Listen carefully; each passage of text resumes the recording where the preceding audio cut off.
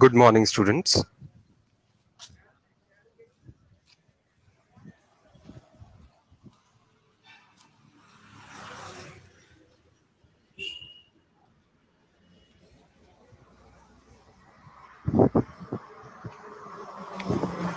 Starting में कुछ minute तक हम पहले डाउट्स लेंगे जो ग्रुप पे आए हुए हैं.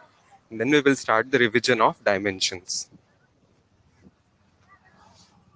Let everybody try those questions first for 5 to 10 minutes. Let everybody try those 2-3 questions which are put in the group. Okay.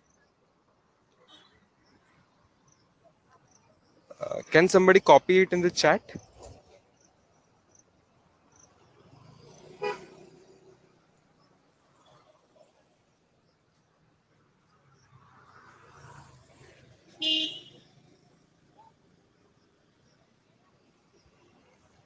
दो क्वेश्चंस कुछ एक्स वाई कंपोनेंट फाइंड करने वाले क्वेश्चंस थे. ब्लॉक दिया था एक इंक्लाइंड प्लेन पे, वो वाला क्वेश्चन. देन उसके बाद अभी अभी प्रतीक ने कोई क्वेश्चन सेंड किया था आज. So just have those in the on the chat here.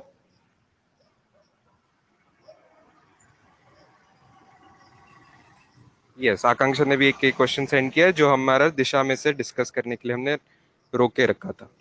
तो this question also good.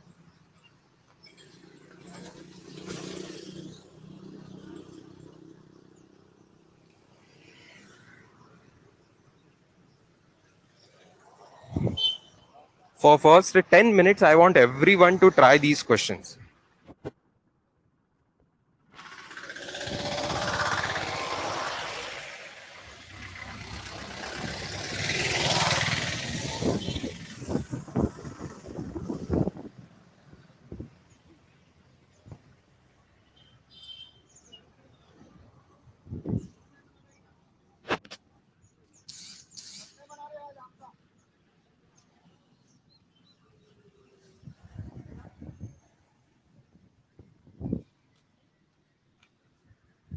Yes, morning students.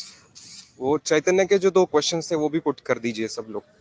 देखिए वो somebody can copy, who can copy it and put it on the chat, put it here. कुछ लोगों ने WhatsApp पे वो neglect किया होगा, वो सब लोग को अभी यहाँ पे ट्राई करना है. Yes, thank you, Akanksha. That's exactly the set of questions.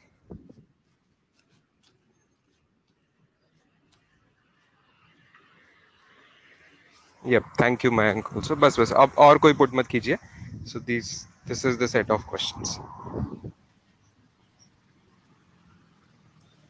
10 minute है, 10 मिनट में तीनों क्वेश्चंस आप ट्राई कीजिए. ठीक है. पहले में भी ये ब्लॉक वाला क्वेश्चन ट्राई कर सकते हैं दोनों. वो थोड़े आसान है.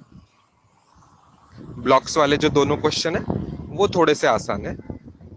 उसके बाद वो वर्क डन वाला क्वेश्चन हम करेंगे.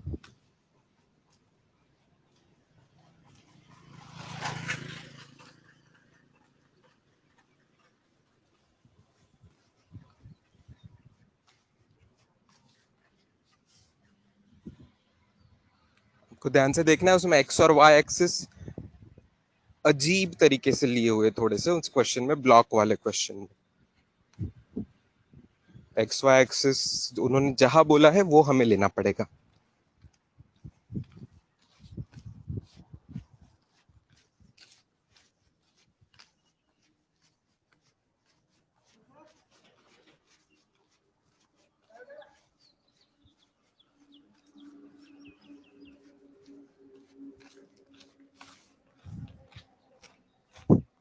स्टूडेंट्स जो अभी अभी ज्वाइन हुए लास्ट 1-2 मिनट में, चैट पे कुछ क्वेश्चंस अपलोडेड है जो कि डाउट्स के अपने ग्रुप पे भी थे. वो क्वेश्चंस आपको शुरू में ट्राई करने हैं for next 5 to 10 minutes.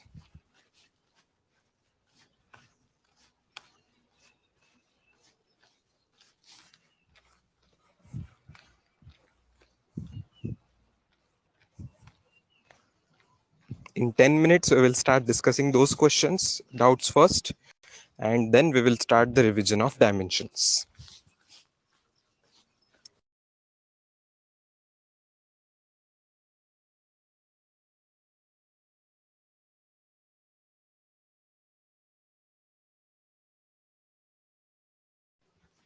Yes, fantastic.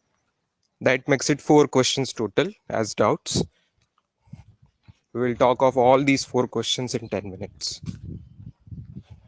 अगले 10 मिनट में एटलीस्ट ये क्वेश्चन आपके पढ़ के समझ के ट्राई कीजिए. जवाब आता है तो बहुत अच्छा, नहीं आता है तो भी मैं बताऊंगा.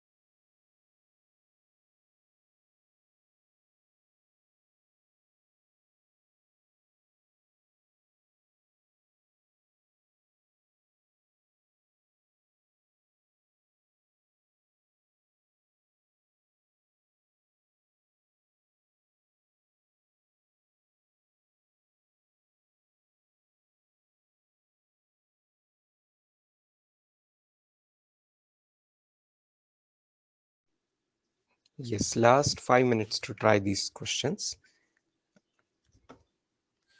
In a couple of minutes, I'll start the screen camera and we will start discussing.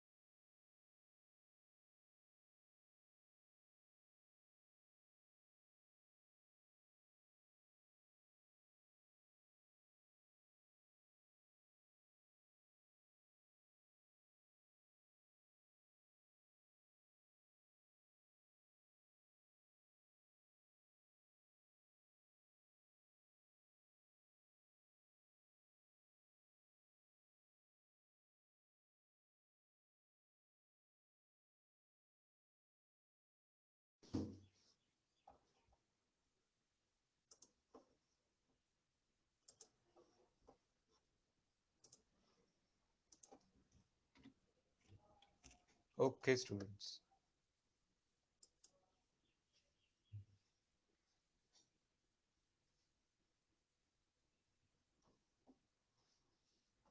yes Akanksha, that's right.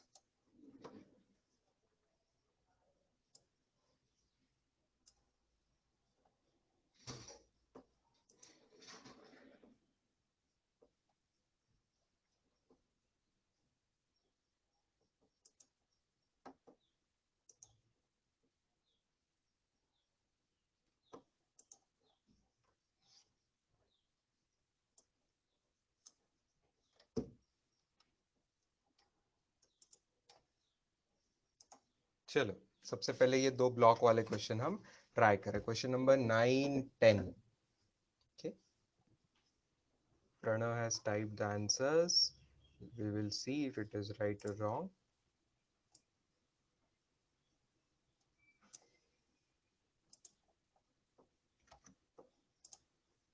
I'm sharing the screen.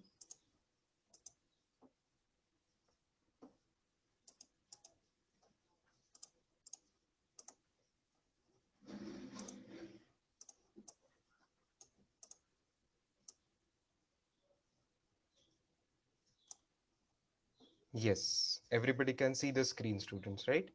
Can you hear me clearly? Can you all hear me clearly, students? Good. ठीक है, चलो question number 9 ये जो यहाँ पे है, weight mg of a block is a force acting downwards towards the centre of the earth. Block of mass 1 kg is placed in an inclined plane. Find the x component and y component of the weight of the blocks. देखो students, generally हम कैसा करते हैं?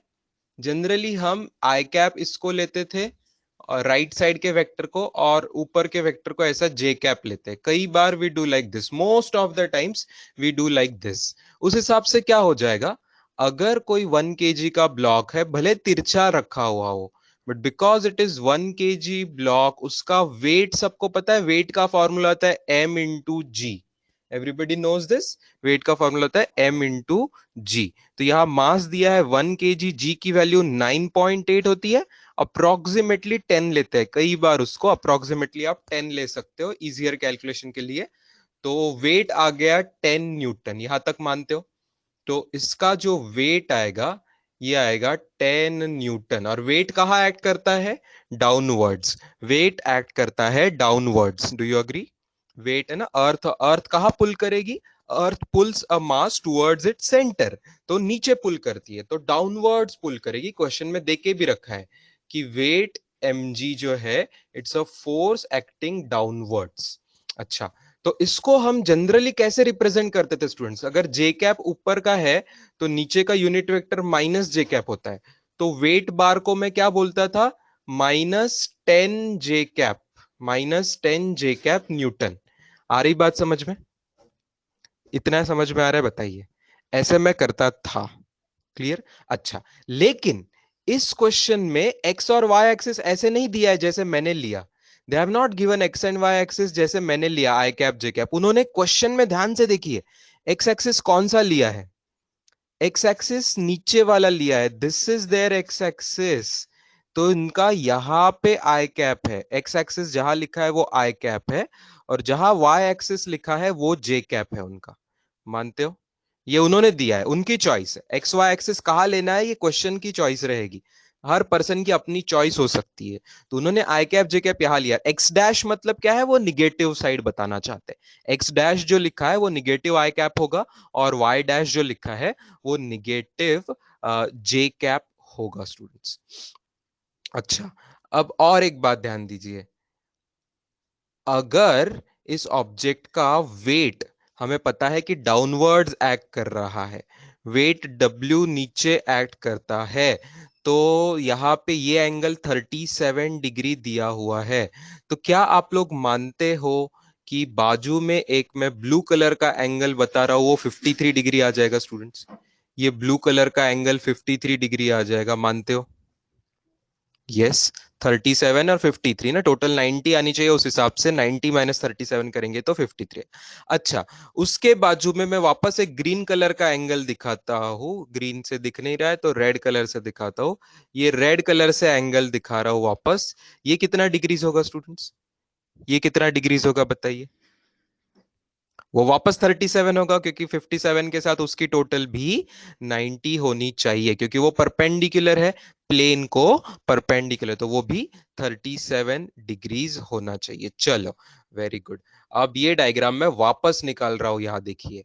ये wait ऐसा है W बार, यहां पे है हमारा आई कैप, यहां पे है हमारा जे कैप। अब एंड ये जो एंगल है यहां पे का जो एंगल आ रहा है, ये एंगल आ रहा है 37 डिग्रीज। ठीक है, 37 डिग्रीज ही आ रहा है। और इस साइड का एंगल आ रहा है 53 डिग्रीज। इस साइड का एंगल आ रहा है 53 डिग्रीज। क्या आप लोगों को याद है कि एक्स एक्सिस के साथ का एंगल जो अल्फा होता है, उस जो होता है उसको हम अल्फा बोला करते थे। Alpha is equal to 53 degrees हो गया यहाँ पे। तो वेट का कंपोनेंट W cos 53 डिग्री, ये x कंपोनेंट आएगा। W cos 53 degree i cap, ये x कंपोनेंट आएगा। और W sin 53 डिग्री, ये j कंपोनेंट आएगा। W sin 53 डिग्री, ये j कंपोनेंट आएगा। लेकिन sin 53 डिग्री वाला इस बार j के अपोजिट में है, j के अपोजिट में है, तो it is going to be minus j cap students. It is going to be minus j cap. Therefore W bar is equal to, ध्यान से देखना, W की वैल्यू है 10, cos 53 डिग्री याद है, cos 53 degree will be same as sin 37 degree, तो वो approximately 3/5 उसकी वैल्यू है, प्लस 10 इंटू साइन 53 डिग्री की वैल्यू 4/5। ठीक है, और वहां पे है माइनस जे कैप, तो is equal to 6 I cap आ रहा है, -8 जे कैप आ रहा है। तो x कंपोनेंट 6 आ रहा है, y कंपोनेंट -8 आ रहा है स्टूडेंट्स। तो नाइन्थ का आंसर आ जाएगा second option. Is this clear students? देखिए, उनकी जो चॉइस थी x और y एक्सिस की, उसके अलोंग हमको कंपोनेंट लेने पड़े। Is it clear students? Sorry, first option, या फर्स्ट ऑप्शन। सेकेंड इज -8, तो इसके हिसाब से first option. Yes, I called it -8, but I ticked it on second. Yes, first option is the perfect. 6 Newton comma -8, this is all in the units Newton, कि wait है तो Newton में हुआ करता है। ये बात समझी क्या स्टूडेंट्स? ओरिजिनली जो मैंने लिया था, वो हम हमेशा प्रिफर करते हैं, मोस्ट ऑफ द टाइम हम वैसा लेते हैं। उस केस में उसका एक्स कंपोनेंट आ ही नहीं रहा था, कोई आई कैप नहीं था, सब कुछ जे में ही था। ओके, तो इस हिसाब से क्या आता था, एक्स कंपोनेंट 0 न्यूटन आता था और वाई कंपोनेंट -10 न्यूटन आता था, इस सिस्टम के हिसाब से। लेकिन उन्होंने जो सिस्टम अभी दी है, उन्होंने सिस्टम एक अलग दी है एक्स वाई की, उसके हिसाब से फर्स्ट ऑप्शन आंसर है।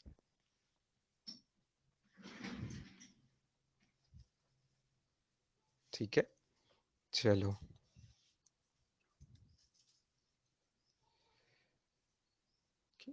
तो ये कौन से हेडिंग में देखा था स्टूडेंट्स को याद दिलाएगा, सो दैट जो 2-3 स्टूडेंट्स को रिपीट चाहिए, वो लेक्चर रिवाइज करके आएंगे, एक बार वो क्वेश्चंस देख के आएंगे। किस कंसेप्ट में पढ़ा था, कोई याद दिलाएगा? कहाँ पढ़ा था हमने ये? क्या हेडिंग था जब ये हमने पढ़ा था? वेक्टर्स का क्या करते हैं, इसको क्या बोलते हैं? वेक्टर्स का क्या करना बोलते हैं? Resolution of vectors. Perfect. Resolution of vectors ये होता है कॉस अल्फा कंपोनेंट एक्स के साथ और साइन अल्फा वाला वाई के साथ, वो किया है। चलो, फैंटास्टिक। अच्छा, 10th क्वेश्चन को क्यों ना मैं अगले पेज पे ले लूं, यहां जगह खत्म हो गई है इसलिए। ये 10th वाला थोड़ा और टफ लगेगा, लेकिन ये चीज आगे फिजिक्स में और एक चैप्टर में वापस आएगी स्टूडेंट्स, तो आपको चिंता करने की बात नहीं है, तब आपका वो वापस होने वाला है। बट अभी ये वेक्टर्स चैप्टर में पूछा है तो हम जरूर करेंगे। क्वेश्चन ध्यान से पढ़ना, normal reaction N is a force exerted by the surface on the block. ध्यान से देखना स्टूडेंट्स, मैं ब्लॉक वापस निकाल रहा हूं, तो ये ब्लॉक है और ये यहाँ पे सरफेस है, यहाँ पे सरफेस है। तो ये सरफेस ना ब्लॉक पे नॉर्मल रिएक्शन मतलब परपेंडिकुलर डायरेक्शन में, जो सरफेस है ये उसको परपेंडिकुलर डायरेक्शन में, मतलब ये ऐसा फोर्स होगा स्टूडेंट्स, ये ऐसा, ये परपेंडिकुलर डायरेक्शन में ये जो फोर्स होता है इसको कहते हैं normal reaction. Okay, normal reaction, इसको मैं एन बार करके डिनोट करूंगा, चलेगा? N bar, N bar, N for newton नहीं है यहां पे, एन फॉर नॉर्मल रिएक्शन है। ये डायग्राम समझिए, क्वेश्चन में जो डिस्क्रिप्शन दिया था उस पर से ये डायग्राम समझी, सरफेस को perpendicular exerted by the surface on the block perpendicular to the surface of contact। तो क्या आपको डायग्राम समझ में आई, बताइए? यस। अच्छा, वापस से एंगल की तो कहानी वही है कि ये एंगल 37 डिग्री आएगा और ये बाजू का एंगल 53 डिग्री आएगा स्टूडेंट्स, ठीक है? 53 डिग्री आएगा। ओके, क्या मैं फोर्स को वापस से एक नीचे के डायग्राम में ऐसे निकाल लूं तो चलेगा? ये एन बार फोर्स है, ठीक है, और एंगल्स इस बार में ये ऐसे ऐसे ऐसे, तो ये एंगल 37 डिग्री है। तो अगर मैंने ऊपर से ऐसे वर्टिकली अपोजिट एंगल लिया तो मानते हो स्टूडेंट्स ये भी एंगल 37 डिग्री हो जाएगा, वर्टिकली अपोजिट एंगल, ठीक है? चलो, कूल, ये भी हो जाएगा वर्टिकली अपोजिट, तो 37 डिग्री हो जाएगा। ओके, अब एक्स एक्सिस और वाई एक्सिस उन्होंने क्या लिया है इस क्वेश्चन में? एक्स एक्सिस और वाई एक्सिस हमेशा जैसा लिया, देखो जैसा हम हमेशा लिया करते थे। तो यहाँ पे होगा आई कैप और यहाँ पे होगा जे कैप। देखिए तो students, what is the angle with x axis then? Well, x axis के पॉजिटिव डायरेक्शन जो है उसके साइड से ऑब्ट्यूस एंगल है, बट दूसरे साइड से 53 डिग्री का एंगल आ रहा है, राइट? दूसरे साइड से 53 डिग्री का एंगल आ रहा है। तो क्या आपको मेरी ये स्टेप समझ आ रही है? आगे देखिए, एन बार होगा इस बार N cos 53 degree, N cos 53 degree आ रहा है कहां पे? एन कॉस 53 डिग्री कहां पे आ रहा है, विच डायरेक्शन? कोई टाइप करेगा, एन कॉस 53 डिग्री किस डायरेक्शन में आ रहा है? Minus I cap, very good, very good students, minus I cap direction में आ रहा है। अच्छा, और एन साइन 53 डिग्री जो होगा, फिर एन साइन 53 डिग्री होगा, वो कौन से डायरेक्शन में आ रहा है इस बार? प्लस जे कैप वाले, जे कैप वाले मतलब प्लस जे कैप वाले डायरेक्शन में आ रहा है। बहुत अच्छे, चलो अब वैल्यूज पुट कर दो। क्या क्वेश्चन में एन की वैल्यू दी है? एन वेक्टर का मैग्नीट्यूड 8 न्यूटन्स दिया हुआ है। ओके, ये एन एन कैंसिल मत करना स्टूडेंट्स। ओके, ये एक एन है नॉर्मल रिएक्शन का, ठीक है? ये जो है ये नॉर्मल रिएक्शन का, इसको मैं एन बार बोल के उसका मैग्नीट्यूड लिखूं तो ज्यादा अच्छा होगा। एन बार मतलब नॉर्मल रिएक्शन फोर्स, उसका मैग्नीट्यूड है 8 न्यूटन्स। तो ये वैल्यू यहाँ पे 8 पुट करेंगे हम। ओके, ये वैल्यू यहाँ पे 8 होगी। कॉस 53 डिग्री हम जानते हैं 3/5 होगा, माइनस आई कैप प्लस वापस से ये 8 इंटू 4/5 और प्लस जे कैप। तो ये वैल्यू आ रही है स्टूडेंट्स 24/5, 24/5 मतलब 4.8, तो माइनस 4.8 आई कैप प्लस 6.4 जे कैप, ये सब आंसर आ रहा है न्यूटन में। This is the vector. तो ऑप्शन नंबर बताइए, इसमें वापस ए ऑप्शन ही आंसर आ रहा है, right? Again A option is the answer, ठीक है?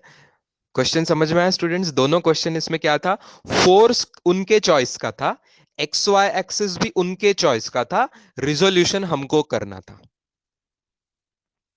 करेक्ट? यस, चलो, yes, very good, very good. Direct quadrant से भी पॉजिटिव निगेटिव क्या है ये समझ सकते हैं, डायरेक्ट क्वाड्रेंट से भी निकाल के पॉजिटिव निगेटिव क्या है ये समझ सकते हैं students, very correct, very correct, very good. यहाँ पे एन बार जो है वो सेकेंड क्वाड्रेंट में वेक्टर बन रहा था, तो सेकेंड क्वाड्रेंट में वेक्टर रहेगा तो उसका एक्स कोऑर्डिनेट निगेटिव आता है, सबको पता है, और वाई कोऑर्डिनेट पॉजिटिव आता है। इस बार एक ही ऑप्शन था जिसमें पहली चीज निगेटिव और दूसरी चीज पॉजिटिव थी, है ना? Yes. So please explain the second step. बराबर रिपीट डायग्राम। ओके स्टूडेंट्स, देखिए सेकेंड स्टेप में मैंने क्या किया, पहली डायग्राम आपको समझ गई थी कि वो वैसे फोर्स एक्ट कर रहा है। सेकेंड डायग्राम में मैंने उसका टेल जो है वो ओरिजिन पे ले लिया, बस इतना ही किया है। उस फोर्स का जो टेल है, एन बार का जो टेल है, उसको मैंने ओरिजिन ले लिया, उसको मैंने ओरिजिन ले लिया। और बाद में वहां से एक्स एक्सिस वाई एक्सिस निकाल के, जो गिवन डायरेक्शन है उसमें एक्स एक्सिस वाई एक्सिस निकाल के बराबर से एंगल्स समझ लिए। तो चाहिए तो मैं एक बार और तीसरी डायग्राम निकालूं जिससे आपको ये क्लियर हो जाएगा कि देखो यहां पे पहली डायग्राम में ये एंगल 37 डिग्री था, तो नहीं क्या ये एंगल अल्टरनेट एंगल होके ये भी 37 डिग्री हो जाएगा अगर मैं इसको ओरिजिन मान रहा हूं तो। ये वर्टिकल दोनों लाइंस पैरेलल है कि नहीं? तो ये 37 था पहले डायग्राम में, तो दूसरे डायग्राम में उसका जो अल्टरनेट एंगल है वो मैंने 37 लिखा। क्लियर है students? Is it clear to Sharvari and who else was asking repeat के लिए? Suraj Shinde and Sharvari, is it clear? Sharvari को क्लियर है, सूरज शिंदे, चलो फैंटास्टिक। पिछले क्वेश्चन का कौन क्या बोल रहा है? सो प्रीवियस स्लाइड एक बार दिखाओ। ठीक है, ठीक है, अभी पहले ये लिखने दीजिए स्टूडेंट्स को। अभी यहाँ पे आ चुके हैं, ये लिख लीजिए, वापस से पिछली स्लाइड दिखा देंगे फिर।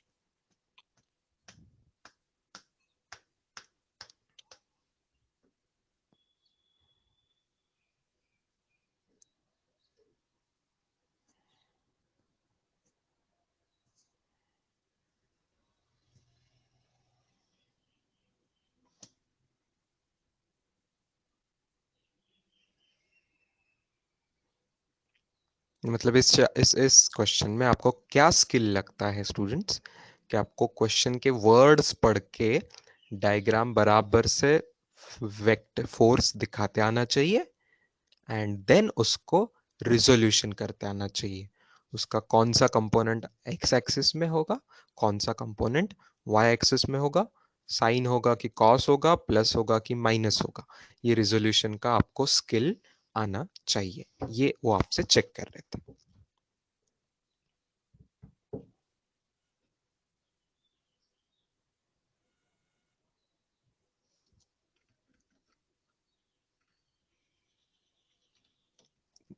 आकांक्षा पूछे जिन्होंने एक ऑलरेडी सॉल्व किया था उन्होंने वापस लिखना है क्या? नहीं, जरूरत नहीं है स्टूडेंट्स। जिनको ये ऑलरेडी इजी गया था, ऑलरेडी आ चुका था, तो आई डोंट एक्सपेक्ट कि आपको लिखना है ना। क्लास के नोट से आपके अंडरस्टैंडिंग के लिए, जो ऑलरेडी परफेक्टली समझ चुका है अभी, तो कोई लिखने की जरूरत नहीं है उनको।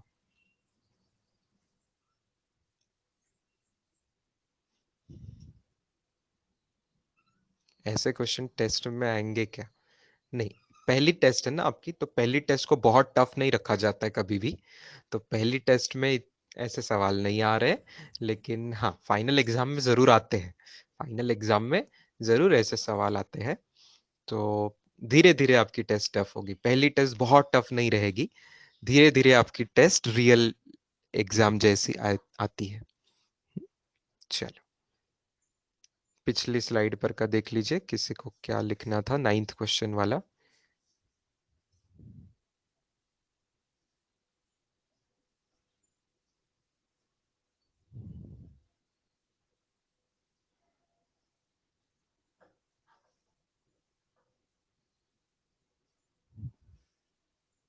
Yes, I will wait on this page, लिख लीजिए।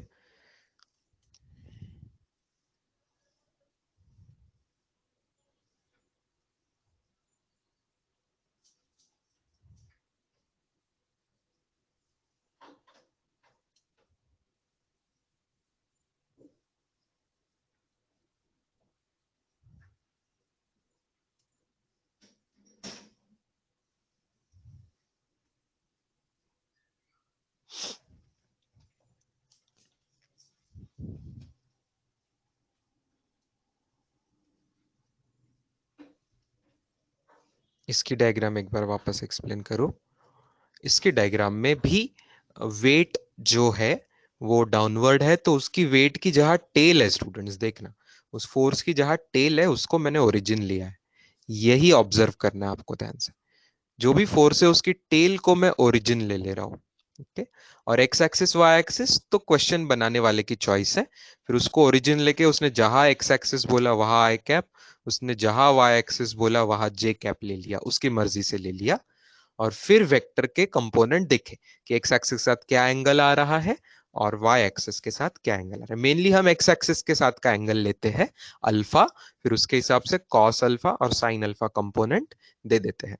जहां प्लस माइनस है उसके साथ हिसाब से बराबर डायग्राम से देख के यह आपको दिख रहा है कि डब्ल्यू का जो टुकड़ा जो कंपोनेंट आई के अलोंग आएगा वो पॉजिटिव आ रहा है, लेकिन जो जे के अलोंग आएगा वो एक्चुअली माइनस जे के अलोंग आ रहा है। Right. You can complete the diagram like you can even look at it like a parallelogram law। ऐसा ना, तो ऐसा पैरेललोग्राम लॉ होता तो नहीं क्या ऐसी डायग्राम बनती थी? ऐसे ऐसे ऐसे पैरेललोग्राम आपका एक्चुअली रेक्टेंगल बन जाता था कि नहीं? जिसमें ये डायगोनल होता था और उसके टुकड़े होते थे बाकी दोनों साइड। वो टुकड़े होंगे cos 53 डिग्री वाला और एक sin 53 डिग्री वाला। That is what we have done. और क्वाड्रेंट के हिसाब से आपको प्लस माइनस समझ में आ जाता है। राइट।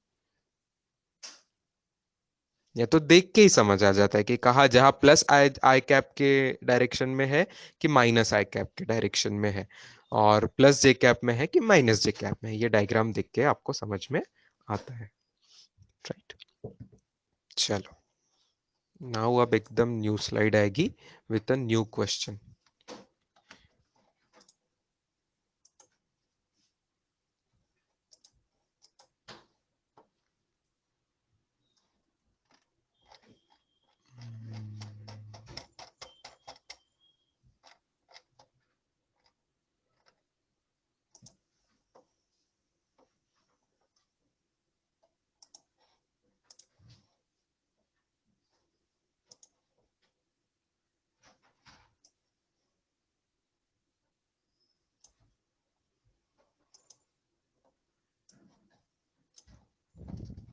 ओके। इसकी इमेज थोड़ी सी डार्क आई है स्टूडेंट्स, तो मैं बैकग्राउंड चेंज कर देता हूँ।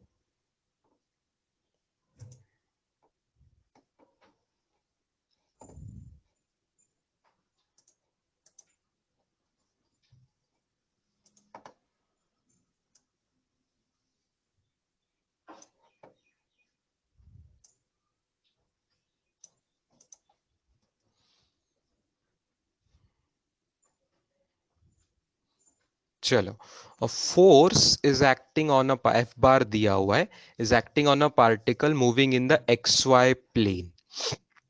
स्टार्टिंग फ्रॉम ओरिजिन, ओरिजिन से स्टार्ट हो रहा है। Particle is taken along the positive X axis at a point A comma zero and then parallel to Y axis to the point A comma A. ध्यान से देखना students, इसकी diagram क्या रहेगी। यहाँ पे ये मैं निकाल रहा हूं आपके लिए एक्स एक्सिस, ये मैंने निकाला आपके लिए वाई एक्सिस। कुछ उन्होंने उनके मन से डायरेक्शन नहीं दी है, तो हम हमारी हमेशा की स्टैंडर्ड डायरेक्शंस लेंगे एक्स और y axis. Starting from origin, origin then एक पॉइंट लिया है ए कॉमा जीरो, ये पॉइंट में बोल दू ए कॉमा जीरो, और बाद में एक पॉइंट होगा ए कॉमा ए, ए कॉमा ए ये पॉइंट होगा। तो सबसे पहले ये ने लोगों ने ट्रैवल किया यहां से, ओरिजिन से लेके तो इस पॉइंट तक, मैं इसको नाम दे दूं कुछ ए पॉइंट, और बाद में ए पॉइंट से कुछ बी पॉइंट पे ट्रैवल किया। तो ओ टू ए जा रहा है पार्टिकल पहले, और बाद में ए टू बी जा रहा है। Is it okay students? हमें फाइंड करना है total work done by the force on the particle. सबको पता है वर्क डन का फॉर्मूला है force dot displacement. Correct students? Force dot displacement हमने कई क्वेश्चंस में ये किया है। Work is force dot displacement. अब बस इस बार ध्यान देना, टोटल वर्क डन पूछा है, तो क्या मैं बोलूं टोटल वर्क डन होगा total work done from O to A, O to A जाने का रास्ते का work done plus work done on the रास्ता ए टू बी। ये बात मानते हो क्या स्टूडेंट्स? यस, दोनों work done is a scalar quantity, तो पहले पाथ का वर्क डन लेंगे और दूसरे पाथ का वर्क डन लेंगे, इन दोनों को ऐड करेंगे। ठीक है, चलो, पहला वर्क डन कैसे कैलकुलेट कर रहा हूं मैं, एकदम ध्यान से देखना। फोर्स डॉट डिस्प्लेसमेंट, तो एफ बार डॉट डिस्प्लेसमेंट का फॉर्मूला यूज करना है।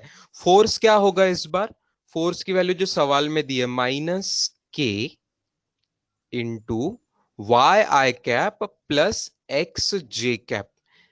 लेकिन ये जो रास्ता है स्टूडेंट्स, ओ टू ए जो रास्ता है, ये ओ टू ए रास्ते में every point is on the X axis students.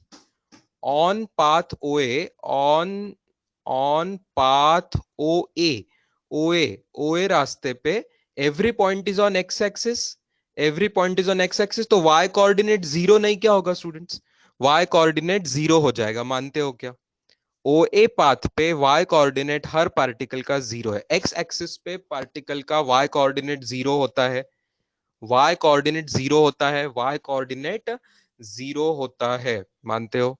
तो जो फोर्स का फॉर्मूला दिया है उसमें जहां पे y आ रहा है वो चीज जीरो हो जाएगी। y कहां आ रहा है, देखिए i के साथ उसने y दिया है। ओके, तो ये आ जाएगा जीरो आई कैप प्लस एक्स जे कैप डॉट, देखिए ध्यान से देखिए, फोर्स के फॉर्मूला में y जो था वो जीरो पुट करना पड़ा। ठीक है, फोर्स के फॉर्मूला में जहां पे y है वहां पे जीरो पुट करना पड़ा। ठीक है, रणजीत शिंदे पूछ रहा है sir work done O to B लिया, तो हाँ बेटा ओ टू बी ही लेना है, लेकिन सवाल में दिया है कि ओ टू बी डायरेक्ट तिरछे रास्ते से नहीं जा रहे, ओ टू बी जाने का रास्ता ओ टू ए है एंड ए टू बी है, तो वर्क डन ये किस रास्ते से जा रहा है उस पर डिपेंड करता है, इसलिए हमें रास्ते रास्ते के से हिसाब से लेना पड़ेगा, डायरेक्ट ओ टू बी नहीं ले सकते। सवाल में बोला है पहले ओ से ए पॉइंट पे जा रहे हैं और ए से बी पॉइंट पे जा रहे हैं, तो ये दो रास्तों का वर्क डन अलग अलग लेना पड़ेगा। ठीक है, अच्छा, पहले रास्ते का फोर्स तो हमने लिख लिया, पहले रास्ते का डिस्प्लेसमेंट क्या है स्टूडेंट्स, डिस्प्लेसमेंट है final position minus initial position, तो क्या आप समझ रहे हो, final position minus initial position, तो इसको मैं लिखूंगा A I cap plus zero J cap, displacement is A I cap plus zero J cap. okay? जिसको ये बात नहीं समझ आई, मैं ब्लू कलर से साइड में एक्सप्लेन कर रहा हूं। ये जो डिस्प्लेसमेंट रहेगा ऑन पाथ ओ ए, जो डिस्प्लेसमेंट रहेगा ये क्या रहेगा, final minus initial, final minus initial होता है, डिस्प्लेसमेंट हमेशा फाइनल माइनस इनिशियल होता है, फाइनल पॉइंट है ए पॉइंट और इनिशियल पॉइंट है ओ पॉइंट, ए पॉइंट के है कोऑर्डिनेट ए कॉमा जीरो, मतलब ए I cap plus zero J cap, और इनिशियल पॉइंट है ओरिजिन, तो ओरिजिन के कोऑर्डिनेट जीरो आई कैप जीरो जे कैप, ये हो गई उसकी पोजीशन। तो सब्ट्रैक्ट करेंगे तो a minus zero A I cap आएगा, और जीरो जे माइनस जीरो जे करेंगे तो जीरो जे कैप आएगा। आई बात समझ में, बोलिए। डिस्प्लेसमेंट ओ टू ए के डिस्प्लेसमेंट आ गई समझ में। चलो, तो क्या मैं ये सिंप्लीफाई कर दूं स्टूडेंट्स, डॉट प्रोडक्ट माइनस के साइन, तो माइनस के कॉमन आ रहा है, डॉट प्रोडक्ट का आंसर क्या आएगा, zero into A plus zero into A plus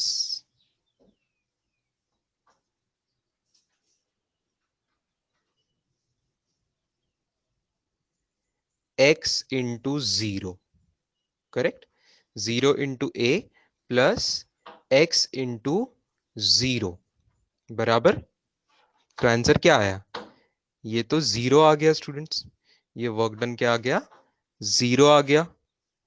चलो दूसरा वर्क डन फाइंड करते हैं, क्या अब आप लोग दूसरा इजी हो जाएगा आपके लिए।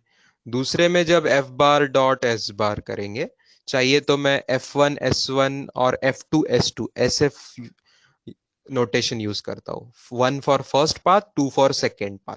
सेकेंड पाथ में फोर्स क्या होगा students, second path is A B path, A B path के ऊपर on path A B, on path A B path पे एक्स की वैल्यू सबकी प्लस ए है, right, x coordinate is plus a, x coordinate is plus a and y is different for different point. y is different for different point, correct? A B path पे हर point का x coordinate a है, y coordinate अलग अलग है, तो y coordinate को y ही लिखूंगा, y I कैप, लेकिन x कोऑर्डिनेट सबका a है, तो I will write it as a j cap dot.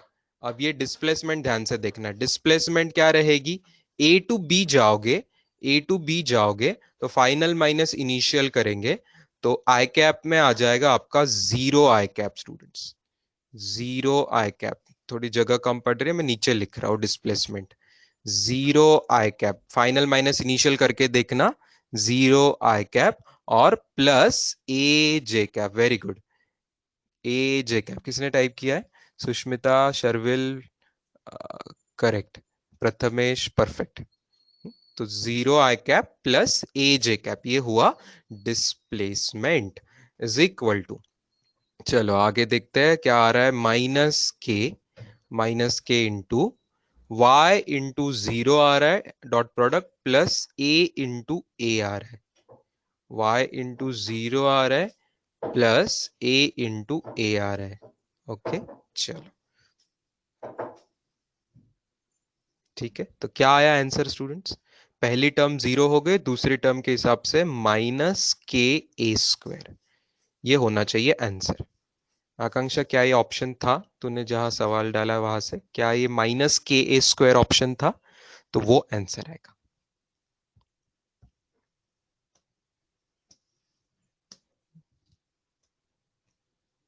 ये दिशा का ही क्वेश्चन था आई थिंक, ये हमने रोक के रखा हुआ था ये क्वेश्चन, ठीक है चलो लिख लीजिए students. Good news is again ऐसे टाइप का सवाल कुछ चैप्टर्स बाद आएगा, वर्क डन नाम का चैप्टर है ना, अलग से वर्क पावर एनर्जी नाम का फिजिक्स में चैप्टर आता है, आज से करीब 4 महीने बाद आएगा, दिवाली के टाइम पे ऑलमोस्ट 4 से 5 महीने, नवंबर दिसंबर टाइम पे मैक्सिमम, उस टाइम पे वो सवाल आएगा, वर्क पावर एनर्जी नाम का चैप्टर, उसमें आप ऐसे टाइप के क्वेश्चन वापस करेंगे एक बार, लेकिन अभी से ही लिख लेने में कोई प्रॉब्लम नहीं है, समझ लेने में बहुत अच्छा होगा, आपको वापस रिवाइज हो जाएगा बात।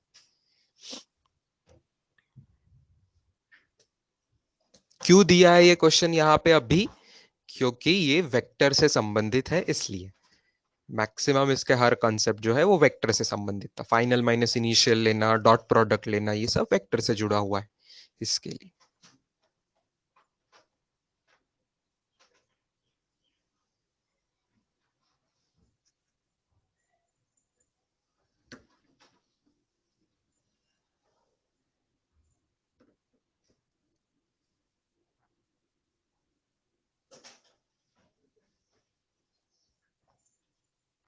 ओए का फोर्स एक बार वापस बता दूं, फोर्स तो क्वेश्चन में जो है वही दिया है, ओए पाथ में वाई कोऑर्डिनेट जीरो है, ये तुझे समझना है। ओए पाथ पे मैंने राइट साइड में लिखा है Y coordinate is zero for every point, O से ए के हर पॉइंट को खुद एक्स एक्सिस पे होने की वजह से वाई कोऑर्डिनेट जीरो है, इसलिए फोर्स के फॉर्मूले में जहां y है, that y is y coordinate, ये y और x जो है फोर्स में वो कौन है, x और y कोऑर्डिनेट की बात करिए, तो जहां y आ रहा है वो चीज जीरो ले ली फोर्स में, y जीरो ले लिया, x की वैल्यूज अलग अलग है, तो x को आप जीरो नहीं ले सकते, तो x को x ही लिखा। क्लियर है वरुण? चलो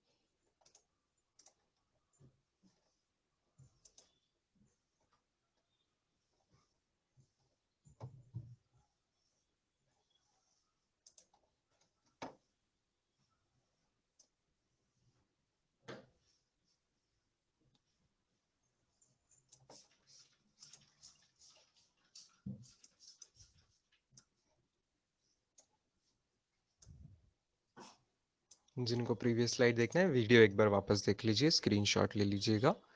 आगे बढ़ रहे हैं। If a particle is moving with constant velocity v parallel to x-axis in the xy plane as shown, find its angular momentum। तो मेनली सवाल बंदे ने पूछा था किसने कि सर एंगुलर मोमेंटम ये ऐसा कुछ है तो फॉर्मूला दिया जाएगा ना एग्जाम में।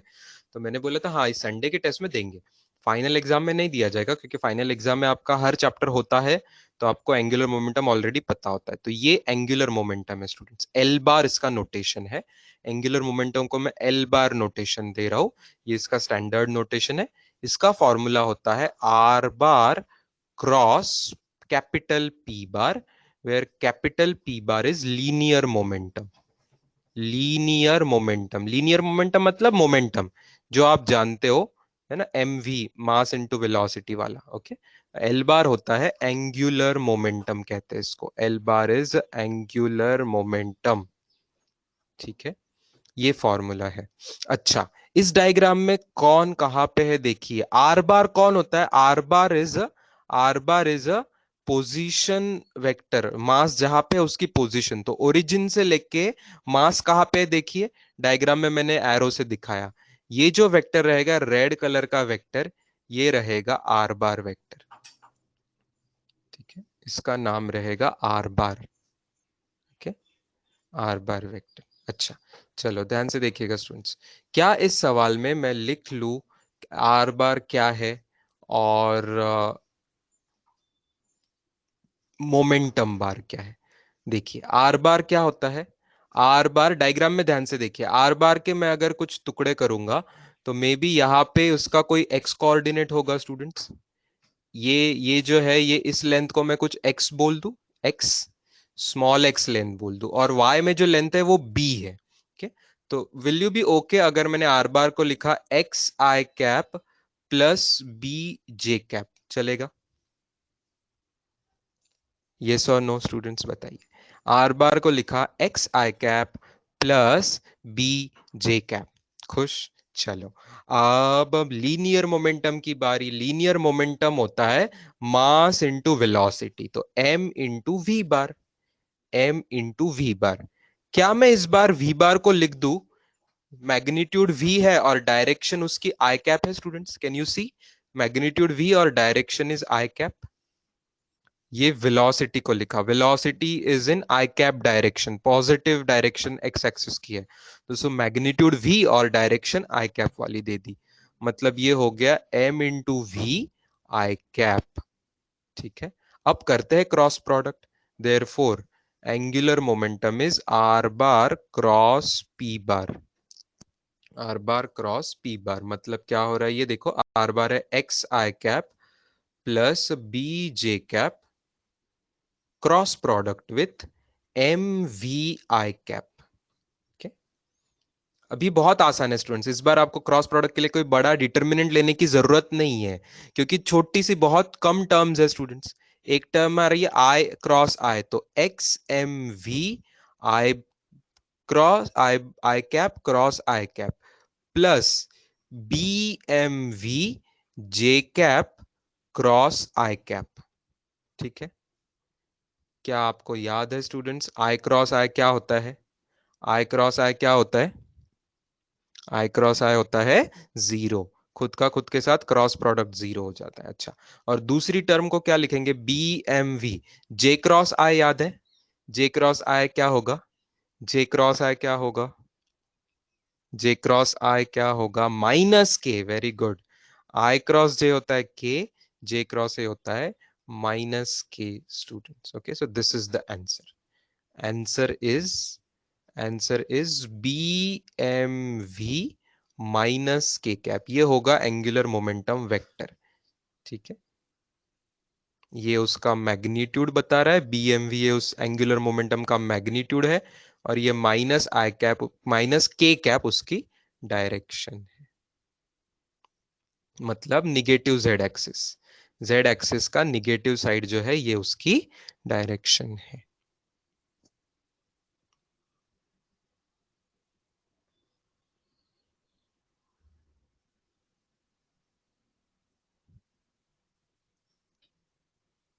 अरे नहीं बाबा, टेंशन मत लो, 6 जून की टेस्ट में इतने टफ क्वेश्चन नहीं आएंगे।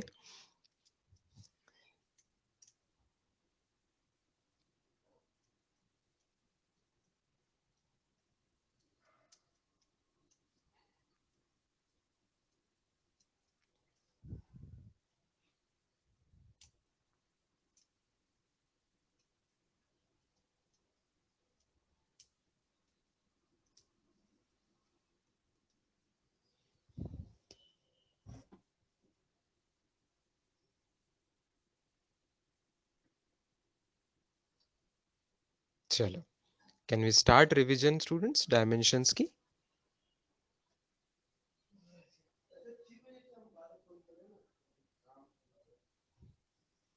Okay, come to next page.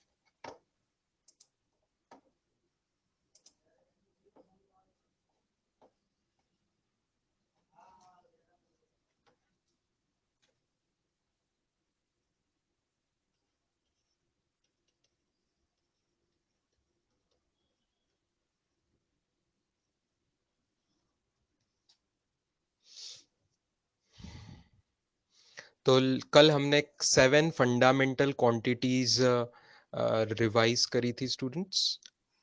तो उसमें मास, लेंथ, टाइम,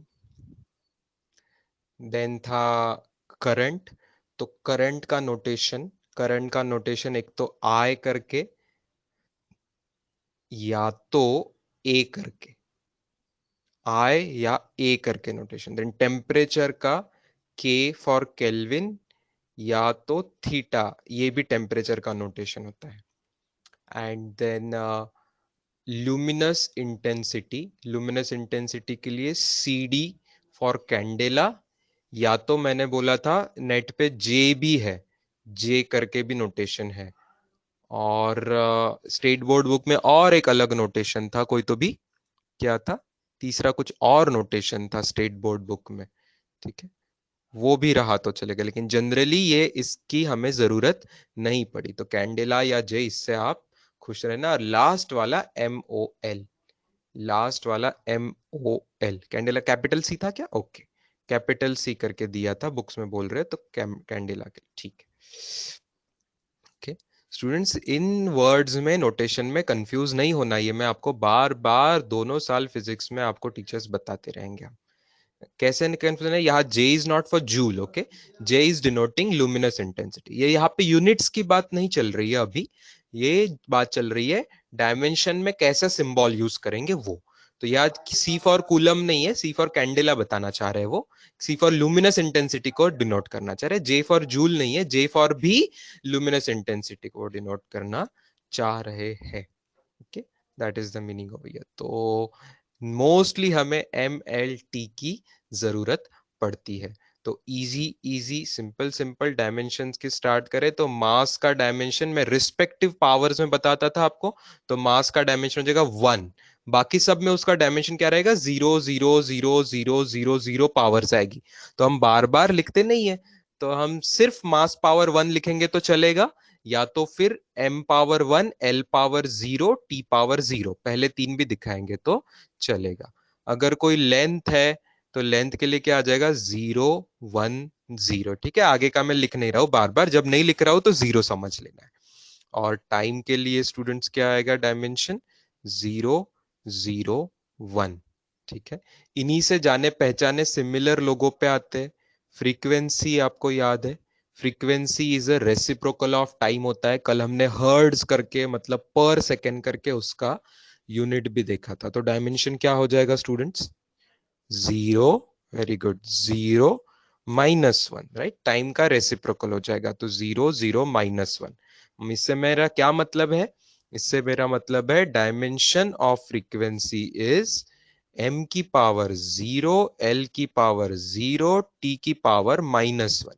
ऐसे स्क्वायर ब्रैकेट में लिखेंगे हम, शॉर्टकट में उसको 0 0 - 1 ऐसे लिख रहे हैं। डिटेल में कैसे लिखेंगे? जो मैंने लेफ्ट साइड में लिखा, फ्रीक्वेंसी का dimension m power 0, l power 0, t power -1। अच्छा, मास और लेंथ से संबंधित कुछ चीज पे आ जाओ। एरिया का क्या रहेगा स्टूडेंट्स? और वॉल्यूम का क्या रहेगा। एरिया कभी भी दो लेंथ को मल्टीप्लाई करके आता है, लेंथ इंटू ब्रेड, तो एरिया रहेगा 0 2 0, लेंथ का स्क्वायर हो जाता है उसमें, राइट। इसका है लेंथ का स्क्वायर, लेंथ का स्क्वायर हो जाता है। और वॉल्यूम में किसी भी लेंथ का क्यूब होता है, लेंथ का क्यूब होता है, मतलब 0 3 0 आ जाएगा, करेक्ट।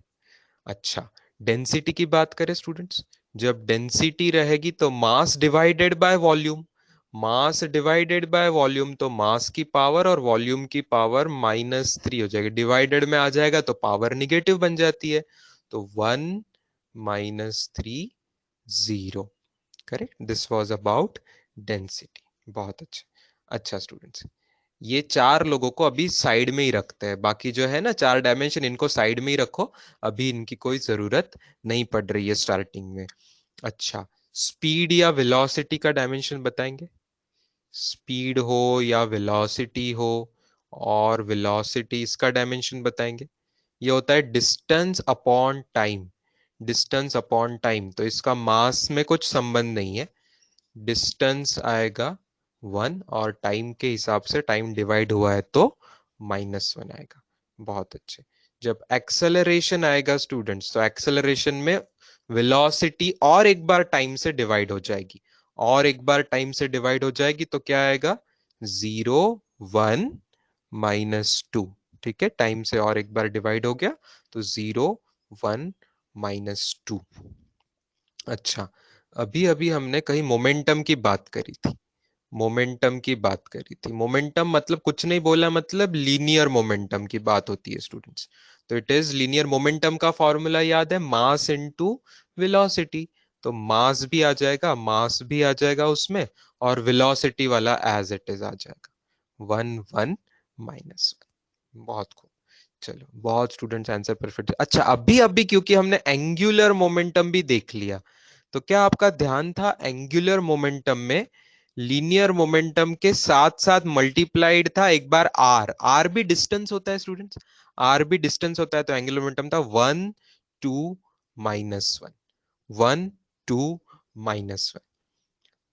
और ये फिजिक्स में और एक चीज का डायमेंशन आता है, एक फेमस और एक चीज का ये डायमेंशन आता है, क्या आपको याद है, हमने लिखा था सेम सेम डायमेंशन वाली क्वांटिटीज में लिखा था, फिजिक्स में एंगुलर मोमेंटम का जो डायमेंशन है वो और एक फेमस चीज का डायमेंशन आता है। Very good, Planck's constant, Planck's constant. कल भी हमारा प्लैंक्स कांस्टेंट रिवाइज हुआ था, आपने देखा होगा जूल सेकेंड उसका यूनिट लिखा था मैंने, प्लैंक्स कांस्टेंट का जूल सेकेंड यूनिट लिखा था उसका, जूल सेकेंड यूनिट लिखा था, तो उसका भी 1 2 - 1 आता है। एंगुलर मोमेंटम का dimension is the same as Planck's constant का डायमेंशन। अच्छा, इसके बाद हमारे 3 मोस्ट फेवरेट डायमेंशन जिनको हम याद करा करते थे, फोर्स आएगा, फोर्स आएगा मास इनटू एक्सेलरेशन, तो एक्सेलरेशन वाले को मास से मल्टीप्लाई कर दीजिए तो मास आ जाएगा, तो 1 1 - 2, ये हमारा फेवरेट था। देन वर्क का और एनर्जी का सेम हुआ करता था, वर्क एनर्जी का सेम हुआ करता था, वो क्या आता, 1 2 - 2। और फाइनली पावर को, पावर आता है work done divided by time, तो टाइम की पावर एक और कम हो जाती है, डिवाइड हो जाती है तो निगेटिव और एक कम होके -3 आता है। ठीक है, इसमें से लास्ट 3 हम बहुत स्पेशली याद किया करते थे, पूरे चैप्टर में बाकी डायमेंशंस भी भूल जाओगे तो चलेगा, लेकिन कभी ये 3 मत भूलना, ठीक है। कुछ ना कुछ सवाल तो आपको इन 3 पे आ जाएंगे, इन 3 का बहुत काम पड़ता था हमें। अच्छा, क्या किसी को और याद आ रहा है, ये वर्क और एनर्जी का डायमेंशन और एक चीज के डायमेंशन से मैच होता था, वर्क एनर्जी का डायमेंशन और एक चीज के डायमेंशन से मैच हुआ करता था, टॉर्क के डायमेंशन से मैच हुआ करता था, करेक्ट। लेकिन हमने एक अगले चैप्टर में एक बात की थी वेक्टर्स के चैप्टर में कि एक फर्क है, डायमेंशन सेम है लेकिन work and energy are scalar quantities, torque is a vector quantity, torque is a vector quantity, work and energy are scalar quantities, ये इसमें फर्क था। ओके, आपको मैं साइड में फॉर्मूला लिख दूं स्टूडेंट्स, एक बार ये तीनों चीजों के फॉर्मूले लिख दूं। फोर्स वेक्टर होता है तो फोर्स होता है mass into acceleration, m into acceleration vector. Okay, work done is a scalar quantity क्योंकि वो डॉट प्रोडक्ट है। Force dot displacement, dot product करके आता है, हमें पता है डॉट प्रोडक्ट को स्केलर प्रोडक्ट बोलते हैं, तो स्केलर प्रोडक्ट का आंसर भी स्केलर आएगा ना, तो work is a scalar quantity.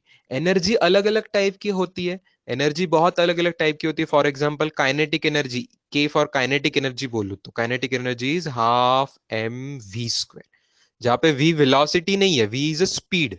Okay, v is a speed students, v is a speed. Okay, और पावर का फॉर्मूला क्या आता है? पावर का फॉर्मूला आता है work done divided by time, work done divided by time.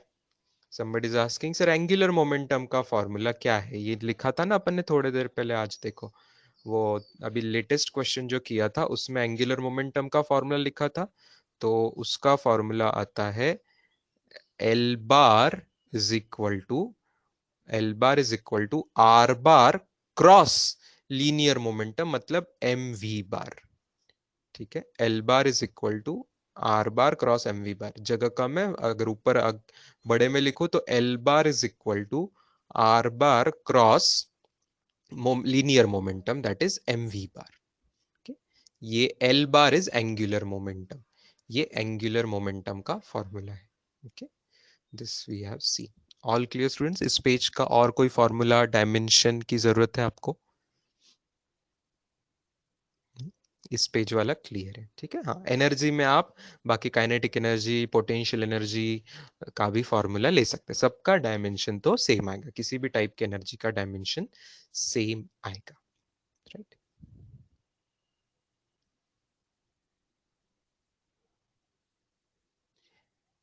इसके अलावा हम लिखा करते थे कि फोर्स का जो डायमेंशन है students, it is same as, force के जैसे ही नाम कहीं आएंगे, जैसे वेट है तो वेट भी एक फोर्स ही हुआ करता है, राइट। टेंशन नाम कहीं आया तो टेंशन भी फोर्स ही हुआ करता है। ओके, तो ये अलग अलग वर्ड्स है, लेकिन हाँ, थ्रस्ट भी, very good, thrust, up thrust हो, डाउन थ्रस्ट हो, कैसा भी थ्रस्ट हो, थ्रस्ट भी ये फोर्स ही हुआ करता है। तो ये सब लोगों के डायमेंशन सेम आएंगे। इसमें एक एक्सेप्शन था, क्या आपको याद आ रहा है? एक्सेप्शन इसमें क्या था? एक एक्सेप्शन था जहां पे सरफेस टेंशन वर्ड आया करता था, अगर, तो surface tension is not a force, surface tension is actually force divided by length, force divided by length, surface tension is force divided by length. तो इसका डायमेंशन क्या आ जाएगा बताइए?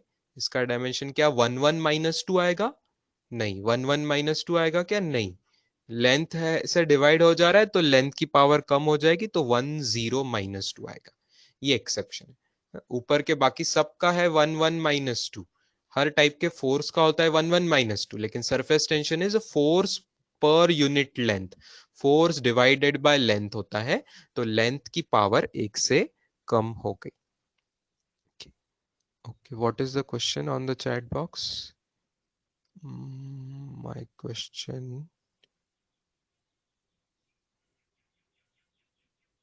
सो बुकलेट से सारे यूनिट कन्वर्शन करने हैं क्या? बुकलेट से सारे यूनिट्स कन्वर्शन करने हैं क्या? बुकलेट से सारे यूनिट कन्वर्शन करने हैं क्या? आप मेडिकल बुकलेट की बात कर रहे हो ना? मेडिकल बुकलेट आप है तो यूनिट कन्वर्शन मतलब किस पेज नंबर की बात कर रहे हो, मुझे दिखाइए, आप बताइए, तो मैं आई टेल यू वो करना जरूरी है क्या।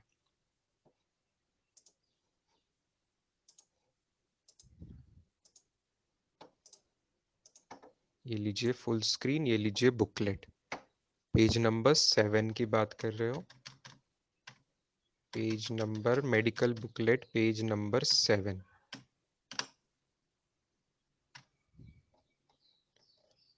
अच्छा, ये अच्छी लिस्ट दी हुई है, मेडिकल बुकलेट में ये अच्छी लिस्ट दी हुई है, कर ही लो स्टूडेंट्स, ये तो सभी ऑलमोस्ट हमने ये सभी की बात की है क्लास में, we have talked about all of these things almost. अगर एक आध छोटा मोटा अगर कहीं और नया दिख रहा है तो मुझे बता दीजिएगा, वो भी हम कर लेंगे।